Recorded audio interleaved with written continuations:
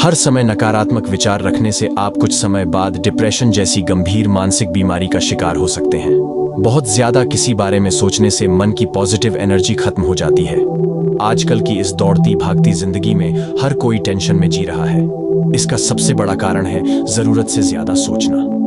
हालांकि यह इंसान पर निर्भर करता है कि वह किस बात को ज्यादा महत्व देते हैं। कुछ लोगों में छोटी छोटी बातों को लेकर बहुत ज्यादा सोचने की आदत होती है, लेकिन हम आपको बता दें कि जरूरत से ज्यादा सोचना हमारी सेहत के लिए बहुत नुकसानदायक हो सकता है। तो आइए हमेशा की तरह हम आपको महात्मा बुद्ध की कहानी के अनुसार बताते हैं कि जरूरत से ज्यादा सोचने पर क्या होता है। और हाँ, अगर आप हमारे चैनल पर नए हैं तो चैनल को सब्सक्राइब जरूर कर लीजिएगा, ताकि ऐसी ही ज्ञानप्रद बातें आप हमेशा सुनते रहें। इटावा के छोटे साधारण शहर में कद्दू नाम का एक व्यक्ति रहता था। वह वहां का औसत निवासी नहीं था। कद्दू के पास बहुत अधिक सोचने की एक अद्वितीय क्षमता थी। उसका दिमाग विचारों और विश्लेषणों का एक हलचल भरा महानगर था, जो हमेशा दुनिया और उसमें अपनी जगह के बारे में सोचता रहता था। कद्दू की कहानी गुरुवार की एक उदास सुबह से शुरू हुई। तब उसे मेल में एक अनोखा निमंत्रण मिला। लिफाफा जटिलता से सजाया गया था और मोम की सील पर एक कलम और एक विचार का प्रतीक चिन्ह अंकित था।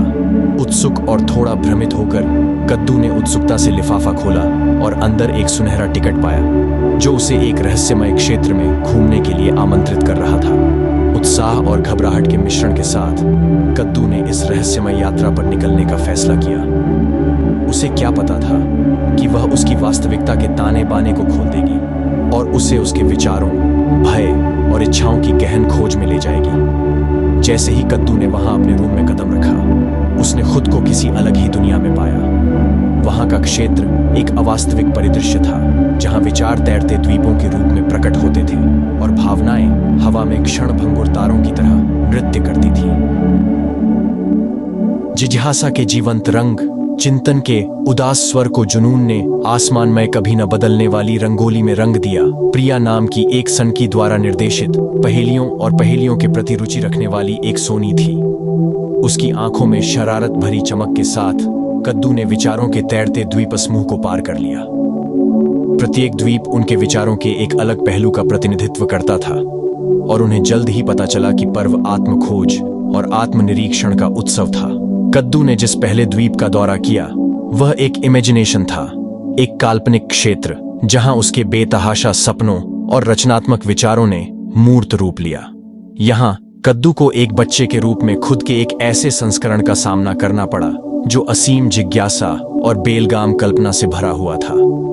सन की कारनामों की एक श्रृंखला के माध्यम से उन्होंने उन्मुक्त रचनात्मकता की खुशी को फिर से खोजा और बिना किसी बाधा के सपने देखने की शक्ति प्राप्त की।